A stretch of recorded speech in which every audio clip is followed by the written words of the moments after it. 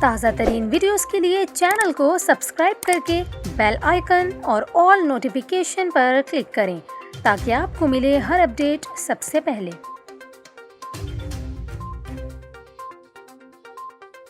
اور یہاں پر آپ کو خبر دیں، شہر قائد کے مختلف علاقوں میں تیز ہواؤں کے ساتھ بارش کا سلسلہ شروع ہو گیا۔ سپر ہائی وے اور مہلکہ علاقوں میں وقفے سے بارش کا سلسلہ جاری ہے۔ اس کے علاوہ ملیر اسکیم 33 قائد آباد یونیورسٹی روڈ، گلشن اقبال اور گلستان جوہر میں بھی بارش ہو رہی ہے۔ صدر آئی چندری گڑھ road, old city area, Korangi, Landhi, defence اور کلفٹن کے مختلف علاقوں میں بھی کہیں تیز اور کہیں ہلکی بارش کا سلسلہ شروع ہو گیا ہے۔